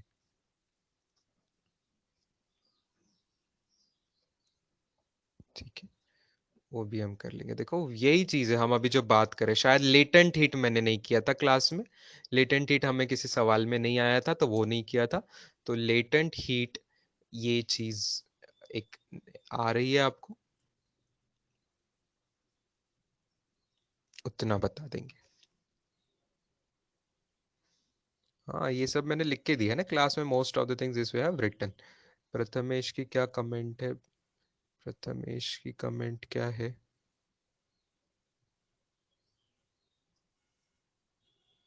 Angular acceleration is equal to radian per second square ना। हाँ उसका unit radian per second square, वो उस पे आता है हम, okay will come to that. चलो पहले मैं, आप बिकॉज आपने ये पूछा है तो let me take this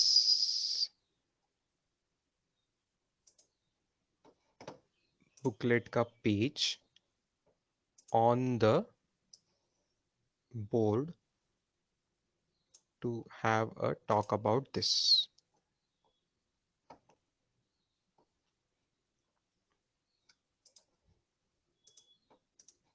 angular acceleration और एंगुलर वेलोसिटी की बात आसान सी है। एंगुलर एंगुलर कोई स्पीड या वेलोसिटी की बात करेगा स्टूडेंट्स, एंगुलर स्पीड या वेलोसिटी की बात करेगा तो उसका यूनिट आता है रेडियन पर सेकेंड, उसका यूनिट आता है रेडियन पर सेकेंड। लेकिन डायमेंशन क्या आ जाएगा, 0 0 -1, क्योंकि रेडियन नाम की जो चीज है उसको कोई डायमेंशन नहीं लिखते हैं। रेडियन है सप्लीमेंट्री क्वांटिटी का यूनिट है, एंगल का यूनिट है। तो रेडियन पर सेकेंड की वजह से सिर्फ डायमेंशन में टाइम रेज टू -1 आता था। और एंगुलर एक्सेलरेशन में क्या होता था, ऐसे ही एंगुलर एक्सेलरेशन जो होगा वो रेडियन पर सेकेंड स्क्वायर होता है। तो रेडियन पर सेकेंड स्क्वायर में वापस उसका डायमेंशन क्या आ जाएगा, उसका डायमेंशन आ जाएगा, बताइए उसका डायमेंशन क्या आ जाएगा, उसका डायमेंशन आ जाएगा 0 0 -2। अच्छा आप बहुत लोग कमेंट कर रहे हो सर कि मैं 3 4 5 6 पेज नंबर की बात कर रहे हैं आप लोग। ठीक है भाई, मैं वो उस पेजेस पे भी आ जाते हैं। 3 4 5 6 पेज नंबर पे यूनिट कन्वर्शन की बात पूछी ना आपने। हाँ नहीं स्टूडेंट्स, ये कौन अभी नहीं याद रखना पड़ता है, ना ना ना, ये यूनिट कन्वर्शन नहीं याद रखना है। नहीं, इतने सब यूनिट कन्वर्शन नहीं याद रखने। कौन से याद नहीं रखने मैं आपको बता देता हूँ।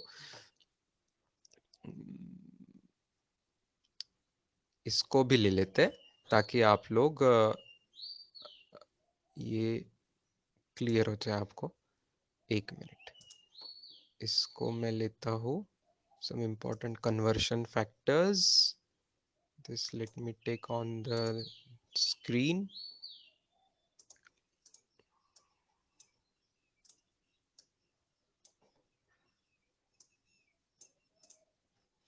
इसमें से बहुत सारे तो हमने याद करे हैं, जैसे 1 मीटर इज 100 सेंटीमीटर, ये याद होना चाहिए। मिलीमीटर में ये होना चाहिए। फीट इंचेस यार्ड, यार्ड तो जरूर आपको एक्सपेक्टेड नहीं है याद रहना, ठीक है, यार्ड एक्सपेक्टेड नहीं है याद रहना। फीट वाला कन्वर्शन ये याद करने की जरूरत नहीं है। क्यों नहीं याद करने की जरूरत है, क्योंकि मैं नीचे वाला याद करूंगा स्टूडेंट्स। ये 1 फीट इज 12 इंचेस होता है, ये याद करिए। और 1 इंचेस इज ये होता है, ये याद करिएगा। इससे आप सब कुछ बना लोगे। कैसे बना लोगे, इसी से ये मल्टीप्लाई करके ये नंबर आएगा, ठीक है। ये 30.48 कैसे आएगा, 12 इंचेस है तो ये नंबर आ रहा है 12 × 2.54 करके। तो ये आपको कैलकुलेशन करके आ जाएगा। तो 1 feet is this many metres, okay. तो सेंटीमीटर में आ गया, सेंटीमीटर का मीटर में करेंगे तो 0.3048 मीटर हो गया ये, okay? तो once you know feet into metre और सेंटीमीटर, तो ऊपर वाली जो चीज है वो आपको आ जाएगी automatically. 1 feet is this many metres, therefore अगर किसी ने 1 मीटर बोला आपको तो 1/0.3048 फीट आएगा ये। और यही वैल्यू आपको दी हुई है यहाँ पे, यही वैल्यू 1/0.3 का वो अप्रोक्स कैलकुलेशन करके दिया। तो ये सब अप्रोक्स कैलकुलेशन आप खुद एग्जाम में कर पाएंगे, राइट। तो जो मैं बॉक्स कर रहा हूं, टिक कर रहा हूं, वो याद रहने दीजिए, बाकी के कैलकुलेशन आप आ जाएंगे, ठीक है। 39.47 कैसा आएगा, वापस फीट का इंचेस में करके आएगा। ठीक है, ये नंबर कैसे आएगा? अभी जो 3.28 आया है उसी को 12 से मल्टीप्लाई करके अप्रोक्सीमेटली आएगा ये नंबर। 12×3 = 36, 36 और पॉइंट वाला वो कर दीजिए तो अप्रोक्सीमेटली वही मल्टीप्लाई करके इंचेस में आ जाएगा। यार्ड तो बहुत पुराने जमाने की बात होगी, ब्रिटिश जमाने की बात है। हम अगर अभी यूनाइटेड किंगडम में पढ़ते होते कहीं पे, आयरलैंड में, ब्रिटेन में, स्कॉटलैंड में कहीं पढ़ते होते तो मैं यार्ड बोलता भी था। इंडिया में अभी आपको यार्ड की कोई जरूरत नहीं है, एग्जाम में, इंडियन एग्जाम्स में भी कोई जरूरत नहीं। ठीक है। हाँ, लेकिन अगर आप ये याद रखते हो, मान लो इफ एट ऑल रखना ही है, तो 1 यार्ड इज 3 फीट, ये काफी है आपको। ठीक है, इससे आप बाकी यार्ड की चीजें फाइंड कर लो, क्योंकि फीट के बारे में आपको आता है, तो फीट से आप बाकी चीजें भी कर सकते हो। तो at the max yard is 3 feet, ये याद रख लो। बाकी के ये सब 1.00, ये सब याद रखने की बिल्कुल भी जरूरत नहीं है। बाकी माइक्रोन वाइक्रोन तो आप जानते हो, माइक्रोन मतलब माइक्रोमीटर, एंगस्ट्रॉम हमने किया, फर्मी हमने किया। बोहर रेडियस याद रख लोगे तो अच्छा ही है स्टूडेंट्स, ये फिजिक्स में वापस आने वाला है।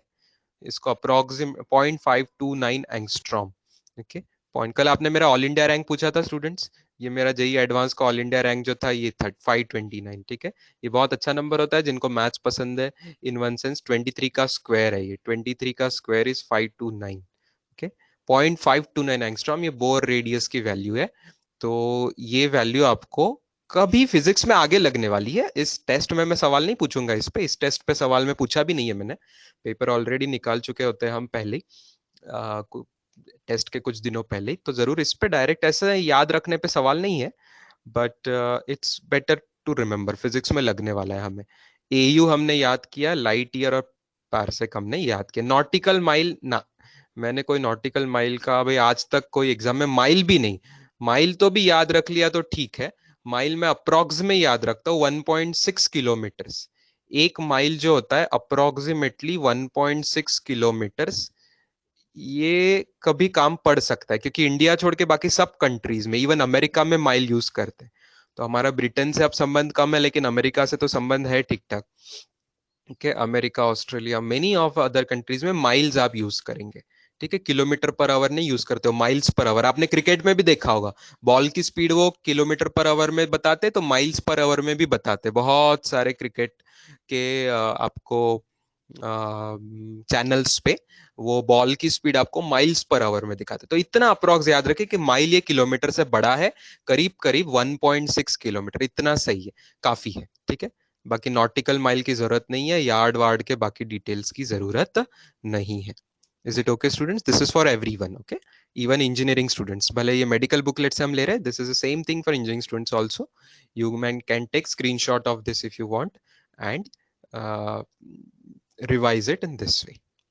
ठीक है, पेज नंबर 4 पे आता हूं मैं, नेक्स्ट पेज पे आता हूँ। पेज नंबर 4, अरे बाप रे, इतनी सारी चीजें भर के रखी है। अच्छी बात है इन वन सेंस कि आपको ये सब चीजें यहाँ पे बताइए करके। केजीज, 1000 ग्राम तक ठीक है, क्विंटल विंटल एंड ये सब चीजें, ओ माय गॉड।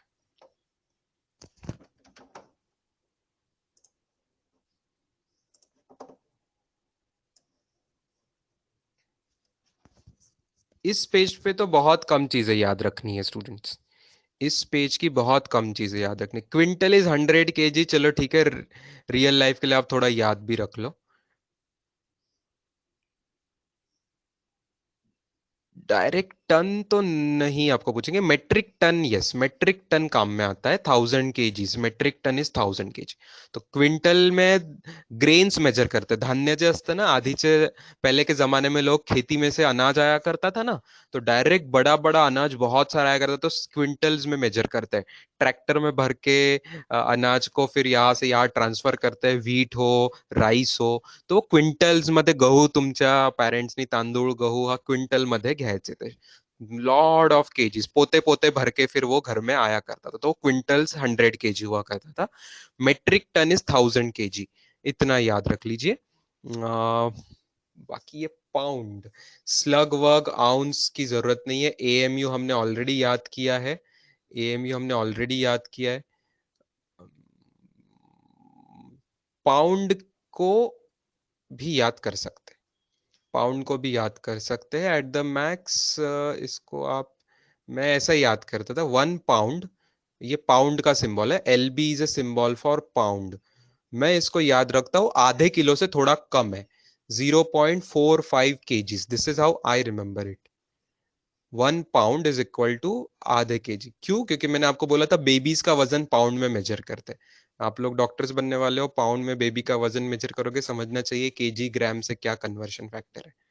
ओके, तो पाउंड का आधे केजी से थोड़ा सा कम होता है। बाकी टाइम का तो सबको आता ही है। ये शेक नाम की कोई मिल्क शेक अपने कोई कुछ सिलेबस में कहीं काम में नहीं आने वाला है। मीटर स्क्वायर आप समझते ही हो, ठीक है। ये माइल में कन्वर्शन करने की जरूरत नहीं है। एकर्स भी फिजिक्स में नहीं लगता है वैसे। जिनकी खेती है, लैंड है, तो उनको जरूरत पड़ेगी थोड़ा सा, तो आप तब गूगल कर लेना। एग्जाम के हिसाब से एकड़, हेक्टर, वेक्टर कुछ जरूरत नहीं पड़ने वाली आपको। एग्जाम के लिए ये कुछ चीजों की जरूरत नहीं है। ओके, पहला वाला तो आपको आता है, मीटर और सेंटीमीटर कन्वर्शन वाला आपको आता है। ठीक है, चलो। ओके, स्क्रीनशॉट ले लीजिए जिनको लेना है। Any students? अच्छा, एक मिनट है। एएमयू में स्टूडेंट्स, एएमयू वाला केजी में तो है। ये आगे की चीज जो है, ये अभी नहीं याद करी तो चलेगा। ये 12th के फिजिक्स में एकदम आखिरी आखिरी में आने वाला है, तो अभी आप उसका टेंशन मत लीजिए। सिर्फ पहली वैल्यू हमने याद रखी है एएमयू की केजी में, that is enough. Chandrashekhar limit का भी अभी कोई काम नहीं है, कभी कोई कुछ काम नहीं है। ठीक है, चलो।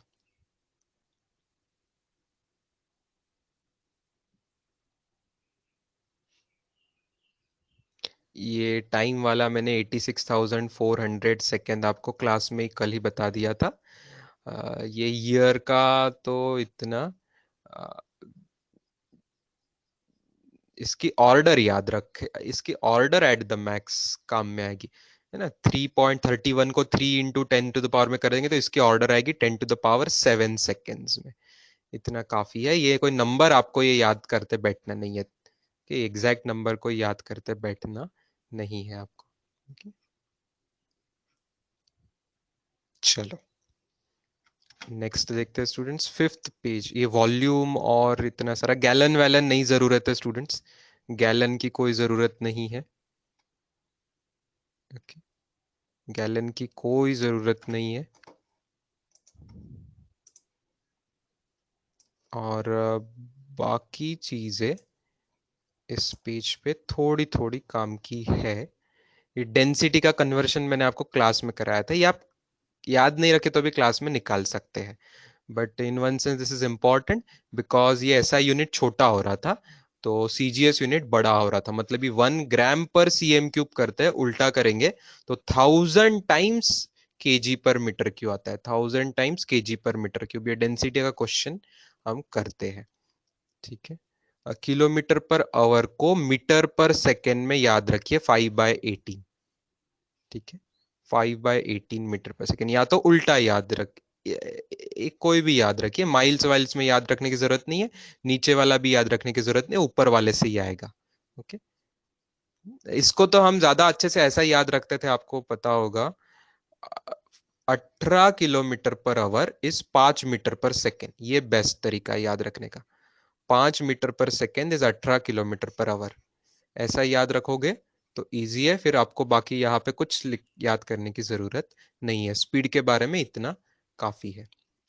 एंगल में ये हम याद रखते हैं, एंगल में हम ये याद रखते हैं, उस पर से 1 रेडियन या अप्रोक्सीमेटली 57.3 डिग्री, ये याद रखते हैं। ओके, तो 2 पाई उससे ऑटोमेटिक आ जाता है।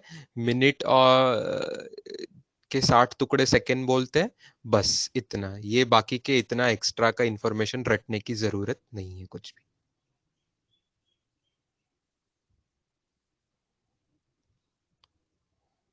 चलो, चाहिए किसी को इसका भी स्क्रीनशॉट निकालना है तो निकाल ले सकते हैं।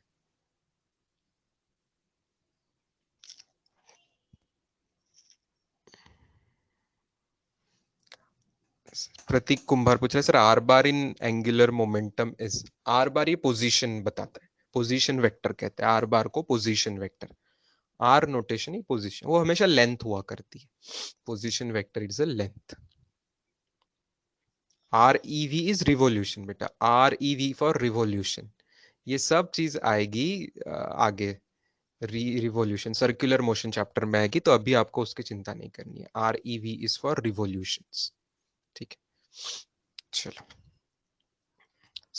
फिफ्थ पेज पे आते हैं। फिफ्थ पेज पे भी नहीं, ये कुछ इतना कुछ भी नहीं इस पेज पे की, तो कुछ चीजें हमने याद की, न्यूटन डाइन याद किया है, बस उतना काफी है। जूल और याद किया है, कैलोरी वाला ज्यादा से ज्यादा।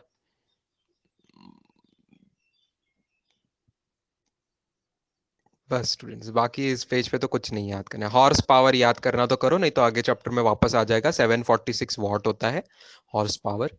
ओके। बाकी टेम्परेचर के जो कन्वर्शन फैक्टर्स है ये भी थर्मोडायनेमिक्स नाम के चैप्टर में आने वाला है, अभी याद करने की जरूरत नहीं है। चार्ज के बारे में भी जो उसके स्टैट कूलम वगैरह है वो भी अभी कुछ भी जरूरत नहीं है। 6 पेज में ऑलमोस्ट कुछ आपको नया नहीं करना है, 6 पेज छोड़ दीजिए, ठीक है। Fifth page, I mean fifth page, fifth और सिक्स पेज के भी स्टार्टिंग का कुछ नहीं करना है, कुछ नहीं करना है, वो स्टार्टिंग का कुछ नहीं करना है अभी, नॉट नीडेड, नॉट नीडेड, ठीक है। फिफ्थ और सिक्स पेज आपको ऑलमोस्ट छोड़ देना है, ठीक है। और 7 पेज वाली चीज हम ऑलरेडी कर रहे थे, तो 7 पेज वाली चीज हम ऑलरेडी कर रहे थे कि किस किस के डायमेंशन सेम हुआ करते। चलो पूरा पेज आपके सामने आ गया है। इसमें किसी को कोई किसी भी चीज के बारे में पूछना है, ये तो याद रखने वाली चीज है। आई थिंक इस पे कोई डिस्कशन की जरूरत नहीं पड़नी चाहिए, ठीक है।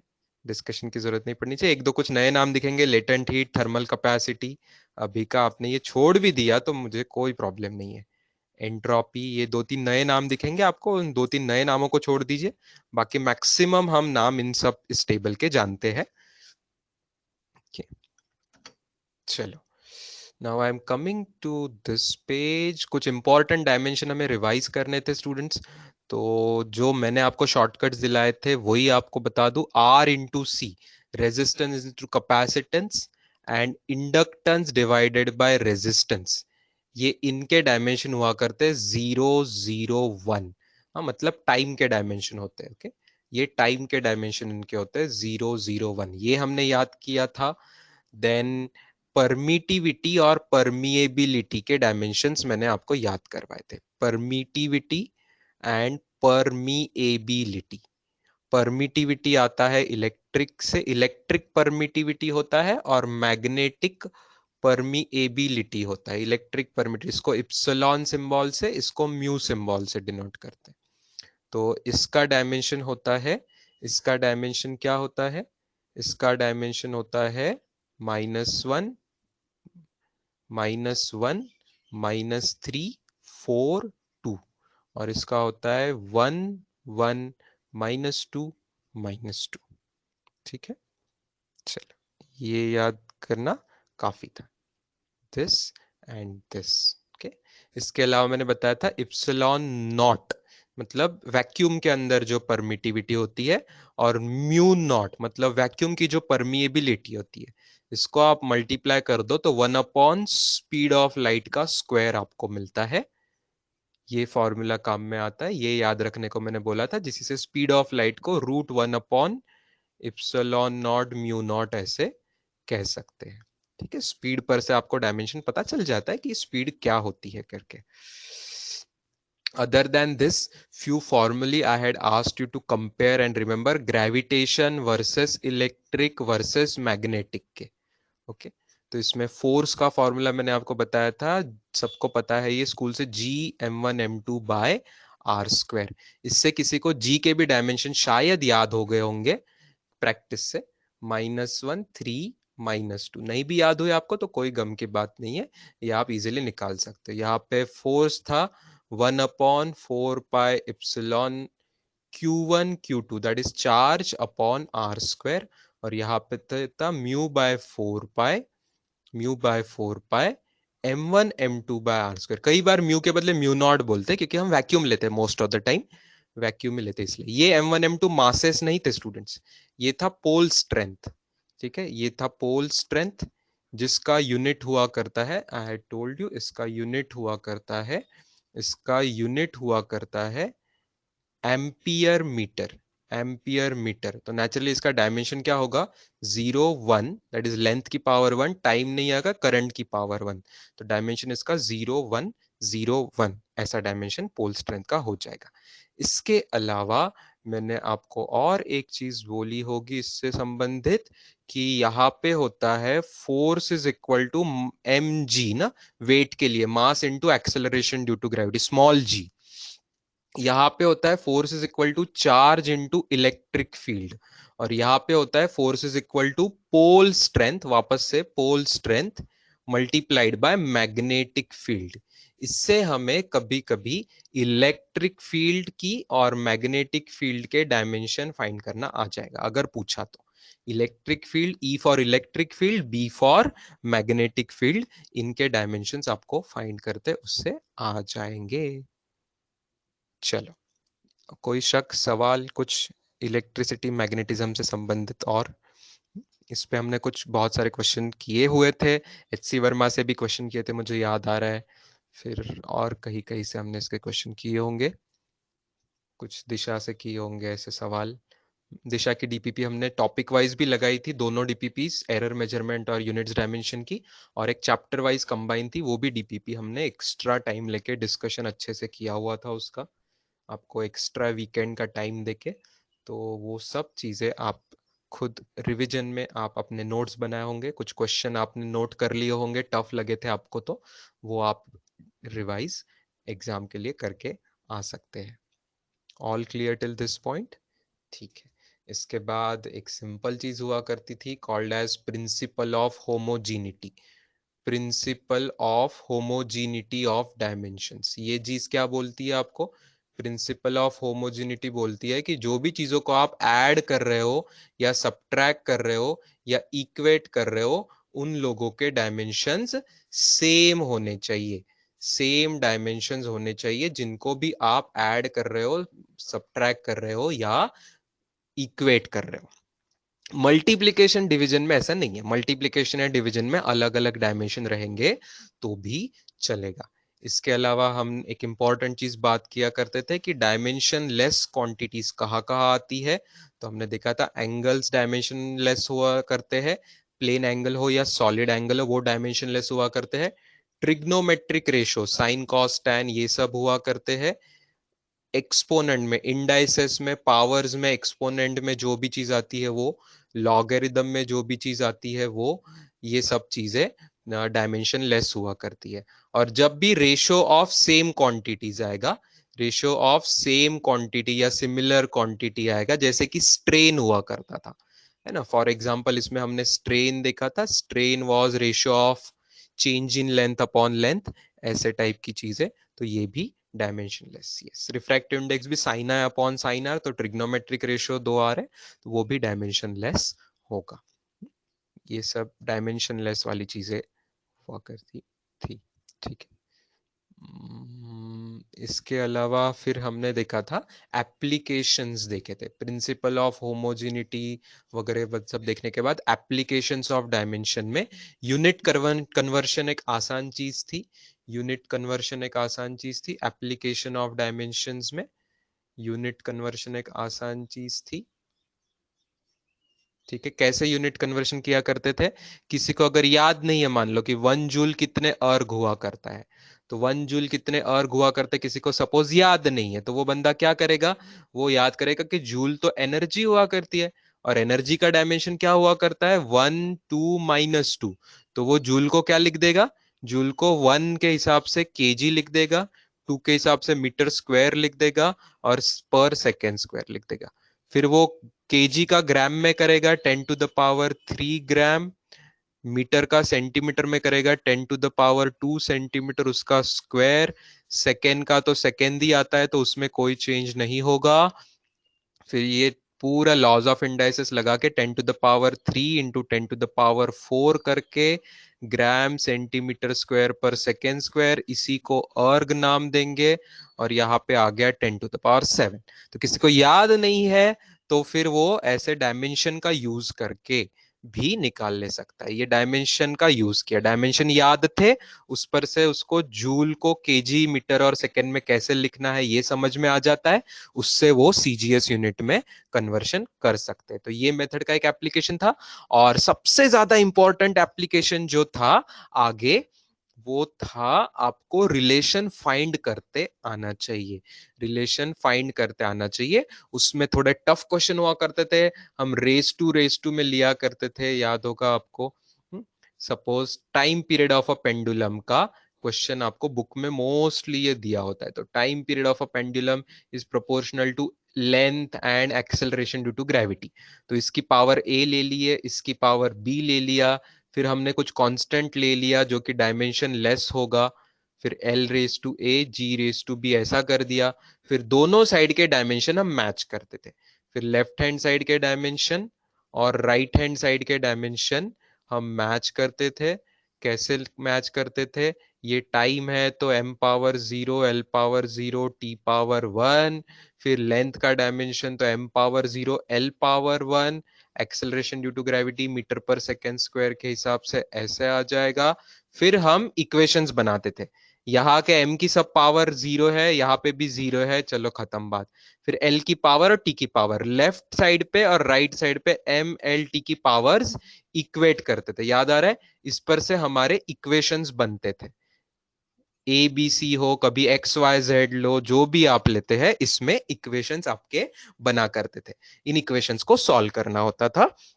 वेर एज JEE के लिए और नीट के लिए शॉर्टकट हमने बात करी थी कि एक बार इक्वेशंस बन जाए तो सॉल्व करने की जरूरत नहीं पड़ सकती है।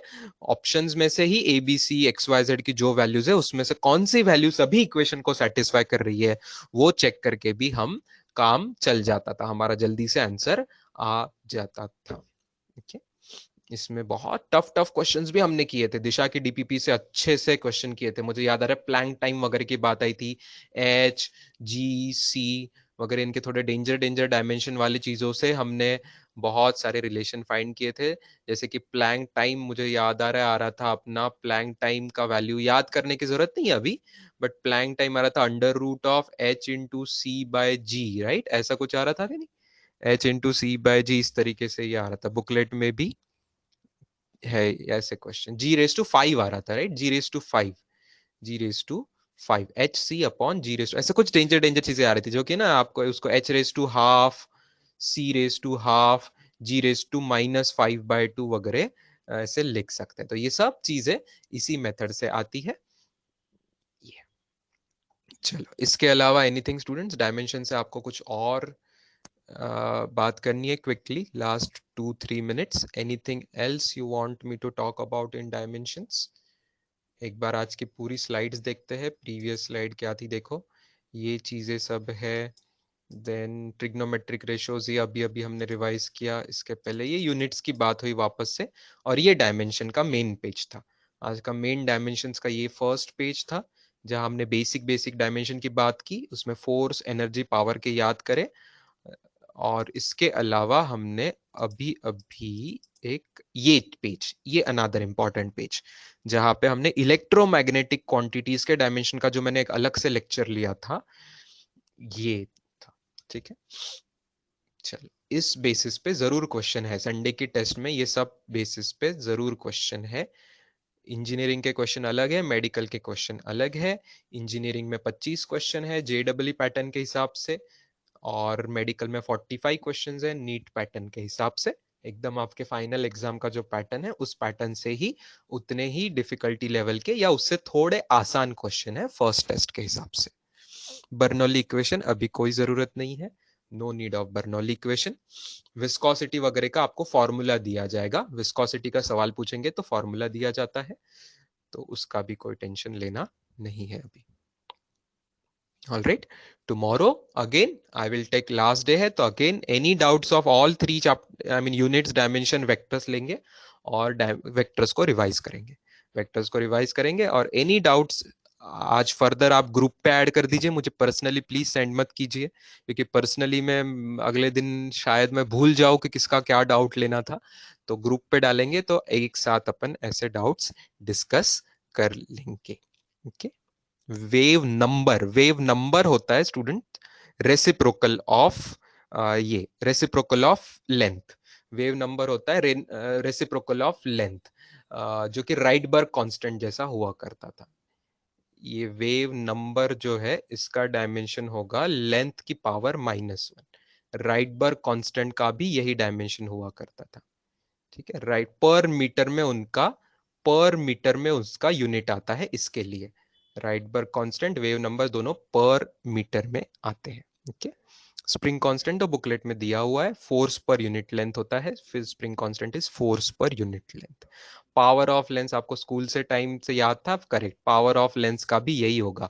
डायोप्टर मतलब पर मीटर हुआ करता था, तो पावर ऑफ लेंस का भी पर मीटर के हिसाब से लेंथ आएगा। परफेक्ट, चलो, good discussion students, fantastic, nice, see you tomorrow, have a great day, bye.